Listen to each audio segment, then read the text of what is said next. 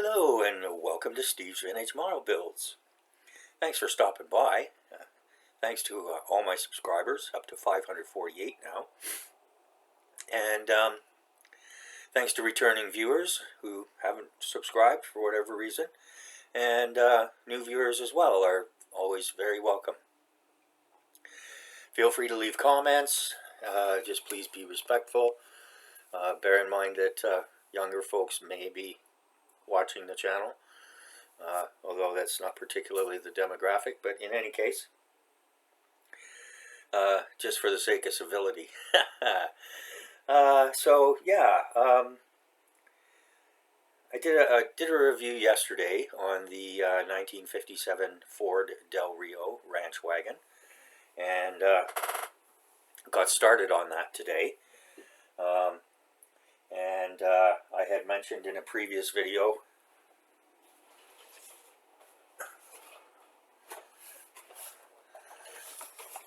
I got this mostly to display my car models rather than just, you pile them all up here and more save shelf space. So anyways, so yeah, I've got that, and that's underway as well.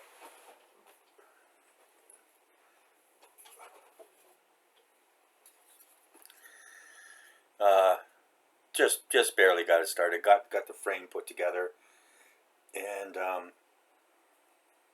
yeah, I got this these diamond patterns or whatever they are. Got that done, painted up, and of course, if you have something like that, you need something to pull it with. Now, I have other truck models. I have a really nice AMT International CO4070A. That's a big kit. It's a cab over with no sleeper, and I think that's just going to be a standalone. And I also have the Dodge L700 truck, the racing hauler, and I have also got the AMT US Mail version of the Ford cab over. And I think that's it for the non-military trucks. Well, the big trucks anyways. I mean, I have quite a few pickup trucks as well. So, yeah, so after being away for December and recovering for the first couple weeks, it was a long trip. It was a great trip, but yeah, so not getting any younger. It's taking longer to adjust. To think that I'd come back and be back at work in a day or two, and oh my God, no more. So, anyways, but yeah, I got my mojo back. I was, I was excited doing other things while we were away, and but now we're back home, and it's been very cold here, down to about 0 Celsius at night, sometimes a little below, and about between 5 and 10 during the day, but it's been sunny, so that's nice. We could use some rain, though. There's not a lot of snowpack this year, but I expect come spring, there's going to be plenty of rain coming down. Okay, so here we've got this. We got this is the Revell Historic Series, Kenworth W900 Aerodyne, and this is the conventional. There's also an Aerodyne cab over, or there was, and they've been good enough to put right here without trailer. Don't expect to have the trailer. Excuse me. The kit was about, I think it was about 50, well, it came in just under $60 by the time tax and everything was paid, and it was free Amazon Prime shipping. And the copyright on this box is 2020, and it's Revell catalog number 851507. This was originally a Monogram kit, and Revell picked up quite a few of the Monogram molds. They still do sell some kits under the Monogram name, and also some under Revell Monogram. So yeah, so here we are. Yeah, and we've got age 12 and over, skill level 4, and the scale is 125, which is the majority of my big vehicles and cars and stuff. It's either 124 or 125. Although I think I might have a 116 lying around somewhere, and I can't remember what the Lotus was. I think it was 124, but in any case. So yeah, and skill level 4, they have that on the back. It's skill levels 1 to 5. Skill level 4 indicates ages 12 and up, requires glue and paint, features up to 120 pieces, and requires 5 hours or more assembly time. So having been a Monogram kit, and this was tooled in, I think it was 1982, so this is probably a 1981 or maybe a 1980 model. The W900 ceased production in '82, and they've moved on to another model. So this includes 2 decal versions. I'm going to do the blue one, the Lightning Express, and it's going to be blue and silver, and the trailer as well will be blue and silver. And in addition to that, we have some nice photographs of the completed kit, the engine detail, and it indicates here when built the length is 12.625 inches, which is a fair size. 115 pieces molded in white plastic with water slide decals. They also give a paint guide on the side with Revell paint numbers, and their little write-up here, the imposing Kenworth W900 has everything that long-haul truckers need to get the job done. This impressive Kenworth design sports a dual sleeper capped with an aerodynamic roofline, which tells everyone who sees it that it is a road machine without equal. Yeah, skylights. You get the skylights. Yeah, that's pretty cool. Pretty cool looking. So, yeah, a little bit about Kenworth.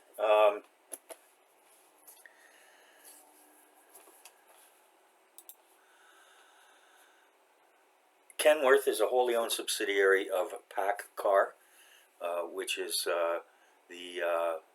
it's an American company that focuses primarily on large commercial trucks, and along with Kenworth, it has other subsidiaries of DAF and Peterbilt, and they're currently headquartered in Bellevue, Washington, near Seattle, and it actually looks like it's still being produced. But in any case, the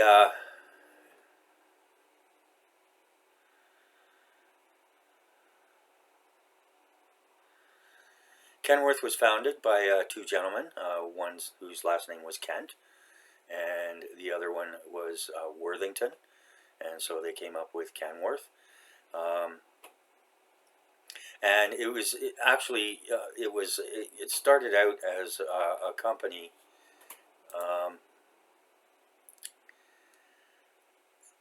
It was founded in 1923, as this Kenworth was founded in 1923, and was the successor to the Gersix Motor Company. And Gersix came out of Gerlinger Motors, which existed from 1912 to 1923. And they were based in Portland, Oregon. And initially, it was a car and truck dealership owned by the Gerlinger brothers. And but in 1914, they expanded into vehicle manufacturing, marketing a truck named the Ger-6, deriving its name from its inline six-cylinder engine, which was one of the first to be equipped with that type. And the Ger-6 was framed in structural steel and intended for commercial use. The vehicle was initially completed as a side project, and but loggers in the Pacific Northwest went wild for it. It was a solid heavy-duty truck. And so in 1916, they moved from Portland to Tacoma, and they actually leased a building from Seattle businessman Edgar K. Worthington. But in 1917, Gerlinger Motors filed for bankruptcy and was put up for sale. And E.K. Worthington, along with his business partner Captain Frederick Kent, purchased the company. And to emphasize its connection to truck manufacturing, the company was renamed Ger-6 Motor Company. So they weren't interested in buying and selling. They weren't interested in car dealerships. They wanted to build trucks. In 1922, Ger-6 produced 53 trucks in its final year at the Fairview Avenue and Valley Street factory. But demand continued to be strong. So they actually found themselves with $60,000, which was enough to reincorporate and relocate its headquarters. And so in 1923, they reincorporated it as Kenworth Motor Company, and was moved into Seattle proper.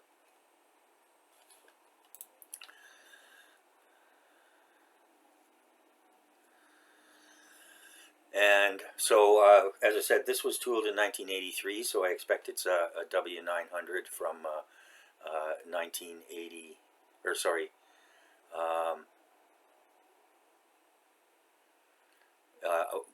W900A, probably from 1982. So, anyways, just a little bit about Kenworth. You see Kenworth trucks on the road, of course, a lot, especially here in North America. And they're great heavy-duty trucks. They're up there with International and Peterbilt, obviously. Western Star is another. They build great trucks. So so let's take a look and get into it here.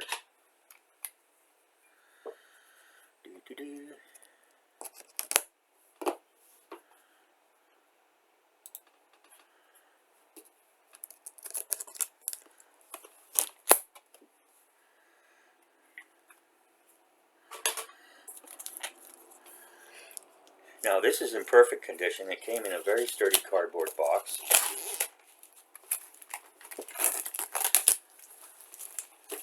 Some do, some don't.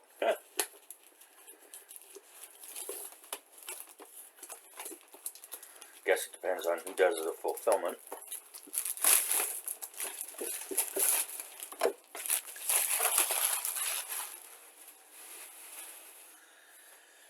And we can see it's a big box, fair size kit,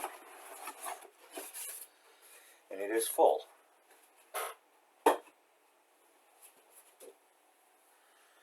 Chock full of stuff.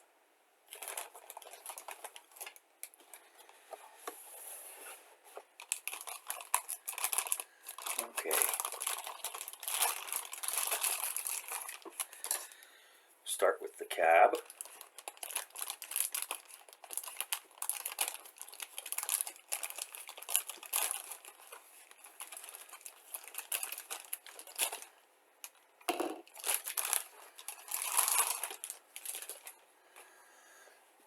And it's one piece with the sleeper attached. And this is nice. These will actually be removed as part of the building process, but they're there so these don't break off. And, you know, I mean, it's the side of a truck. It's pretty basic detail. There's raised rivets. And we've got detail on the firewall here. I don't know if you can see that. And everything looks fine. Nothing's broken. There's no flash. So, very nice.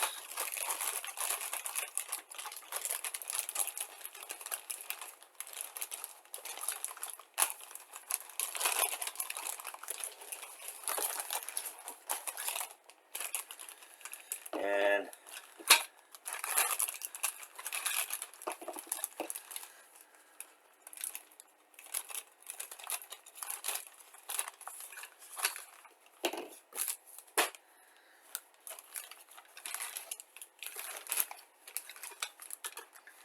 next is the hood and front fender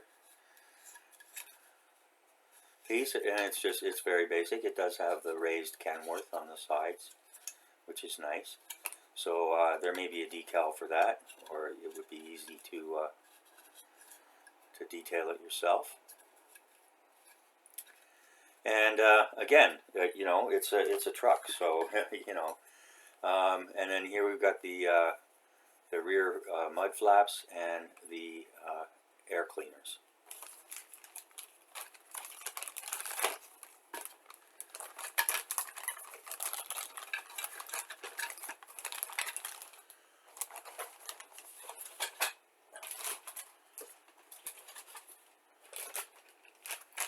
Next in line is the tires.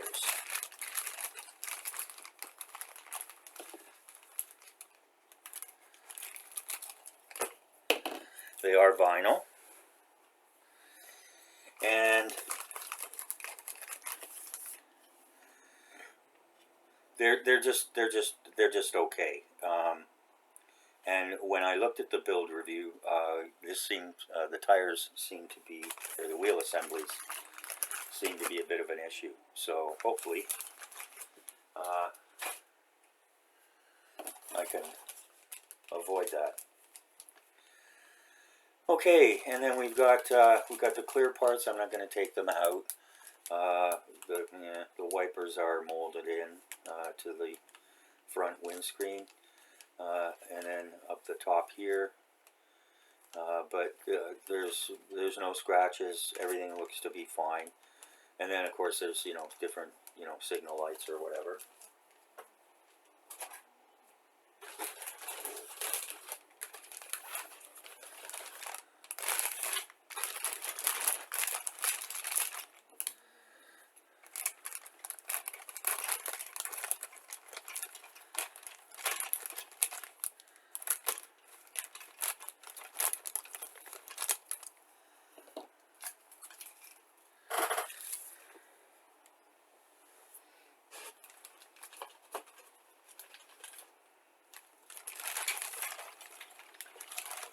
Okay, and again, with this being an old Monogram kit, they're not the most detailed, but this seems to have quite a few parts. We've got a one-piece frame here, which is nice, unless you really like putting stuff like that together. And then we've got the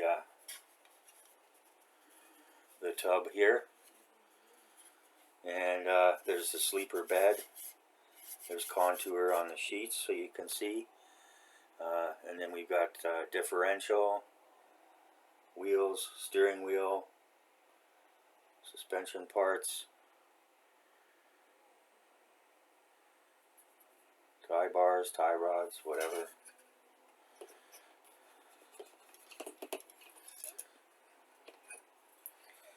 And we have nicely detailed seats. I don't know if you can see those, but there's some nice detail. There's a pattern. It's kind of like a diamond in the middle, at the back, and on the seat. And here's your big engine. Look at that. And then we've got the grill, the fan, I am seeing some flash here, but you know, nothing major.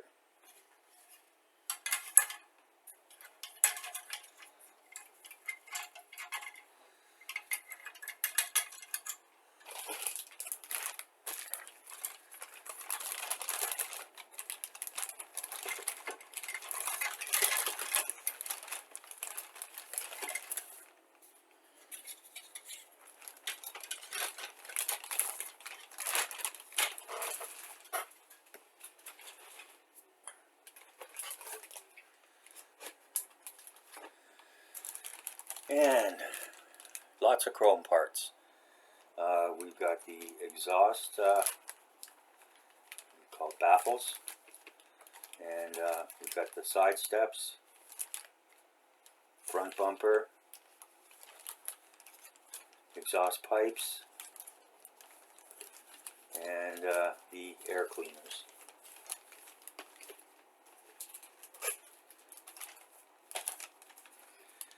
And then here we've got the chrome grille, hubs, wheels, mirrors. Here we've got the big mirror tree, all chromed out, and top lights. Those will detail up nicely.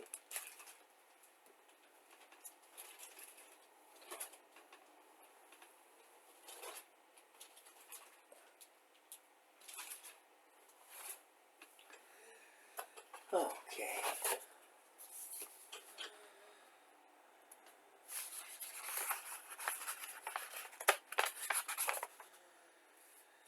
And there's absolutely no write-up here.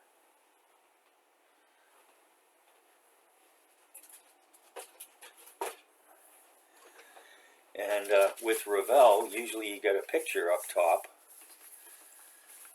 of the subject, but we don't have that today.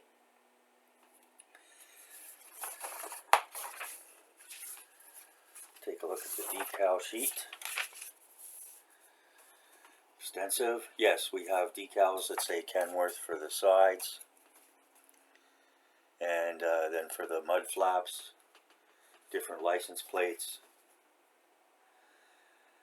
Alabama, Massachusetts, Louisiana,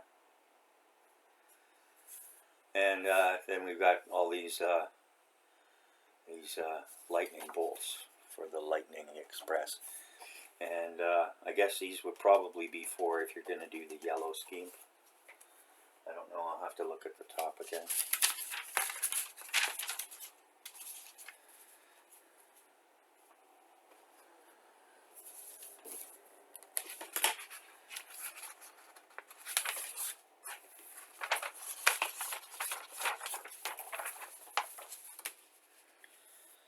Okay.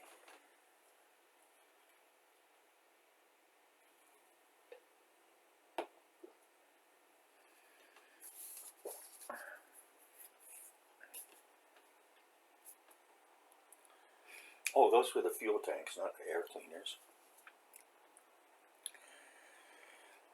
Okay, and yeah, we start with the rear suspension assembly. And that just fits in there. And we assemble the tanks. Usually the engine's done first, but maybe because it's a Monogram kit, and this is probably their original instructions. And then those go on there. And the wheels, that's how they go together. And they give you a cutaway of how it's supposed to look. And then the wheels go on. I wouldn't put those on till later probably, but in any case. And yeah, so then we got the axle and the tie rods. And that assembly goes in, shock absorber. And got the drag link assembly, front wheels. And actually in the thing, the ones that I watched, there didn't seem to be an issue with the front wheels. It just seemed to be with the rear wheels. So I don't know, we'll have to see about that. And yeah, exhaust. Then we move to the actual engine assembly.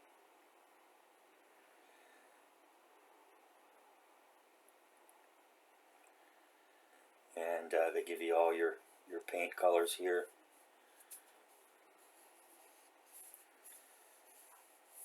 Motor together, drop her in there. And once it's in, then you put the head assembly on.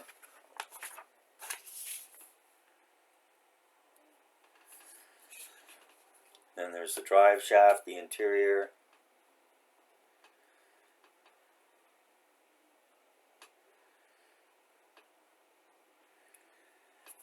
And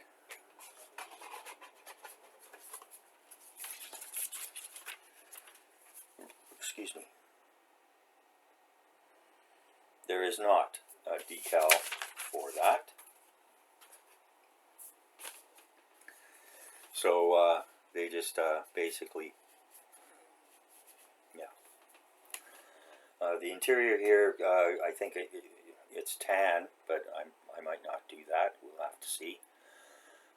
Yeah, and then the seats. Oh, you can see here. You can see the pattern on the seats much better. You can see the diamond pattern there.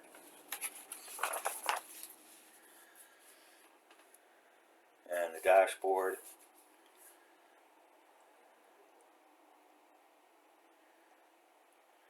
Windshield goes up in behind, likewise with the skylight for the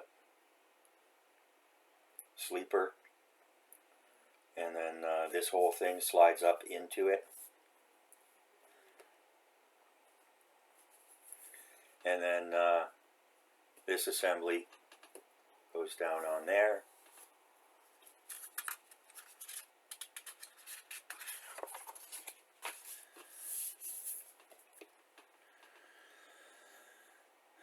Got the air cleaners and the caps.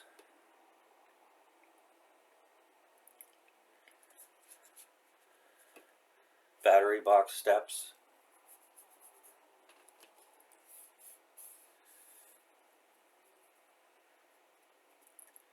Exhaust.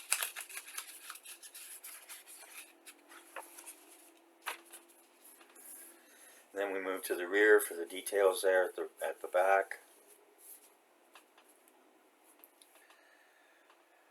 Then the hood goes on, flips forward like so, so that you can see the engine. It's a nice detail for the engine, it seems, for an old Monogram kit.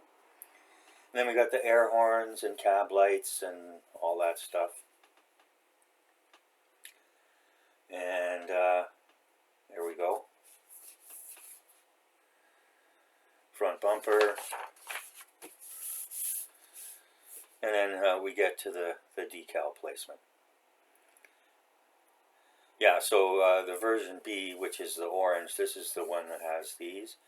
And I think this will look really good with the blue. Yeah.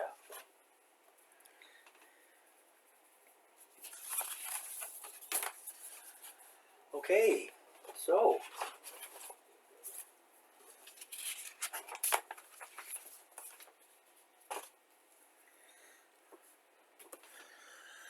it isn't exactly a $300 Scania from whomever, but you know, that's fine. I'm happy with it. So we'll talk about rating the kit. Rating the kit.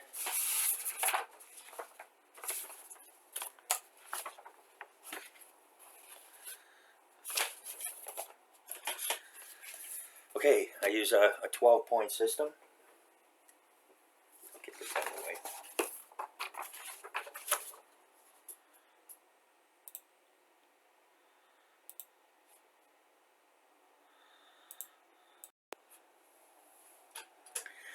Okay, so yes, I use a 12-point scale, up to 10 standard points, up to 2 points for the packaging, up to 2 points for the sprues, up to 3 points for the parts, and up to 3 points for the instructions. Each of those categories can also get a quarter-point bonus for any wow factors. And I also allow for up to 1 full bonus point for value. And as far as the packaging goes, everything's perfect here. The box is lovely, and there's no stupid stickers on it in the middle of, the scene. And it was shipped in a very sturdy cardboard box. So that's 2 1/4. You get a quarter-point bonus for that, guys. Likewise for the sprues, they get a full, the racks, they get a full 2 points, plus a quarter-point bonus for, there was no flash, the chrome parts looked great, and the clear parts looked perfect as well. So that's 2 1/4 there. As for the parts themselves, everything looked to be perfect. So that's a full 3. And but I'm going to ding them 2 1/2 on the instructions. Quarter-point off for no write-up. There was just a little write-up on the side of the box, which was really only a sentence or 2. Excuse me. And also, no photograph, of the subject, which would be nice. But in any case, yeah. So and then 1/2 point for the value. It's the kit's got plenty of parts, and it looks like it's going to go together well. The engine detail looks nice, and so yeah, so half a point there, which brings us to a total of 10.25 out of 12. So that's very respectable. I mean, that can change after I build it. Points can be added or subtracted depending. More often than not, they're subtracted.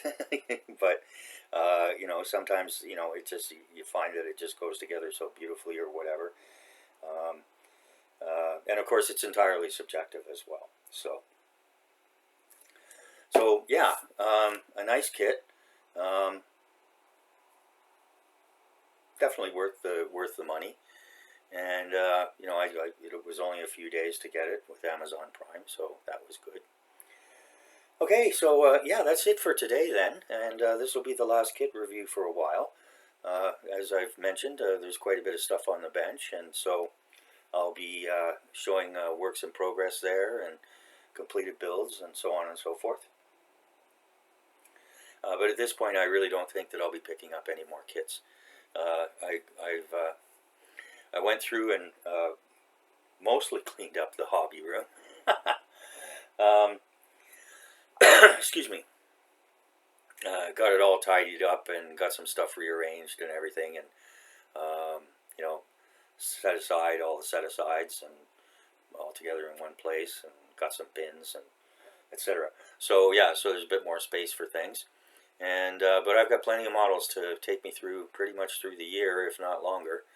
I got pretty much all the military models that I want, and so unless something really special comes along, I keep saying that. But actually, I wouldn't mind getting my hands on the Airfix, the newly released vintage classic of the short Sunderland. I think that was a 172 scale. Kit from back in the day, but I'm not in a big rush for that. I have the PBY, so happy with that, and I've got plenty of other aircraft kits to do. So I'm going to focus on the cars for now, and the trucks, and the Joe's Power Plus, the service station there. That's gonna be a big part of one of the shelves. And yeah, so yeah, that's it for today. So thanks so much for joining me. I really appreciate everybody's time. And once again, to Peter and Mrs. O, hope you're feeling better soon. Sorry that old man flu has struck you. And as a matter of fact, tomorrow Saturday, Peter has a pre-recorded show on. So you can check out his channel, Peter Oxley, if you don't know about that already. And take a look at it. So, okay, so thanks again. Just about 35 minutes here. Didn't drone on for too long. And so thanks again, and we'll be seeing you. Bye now.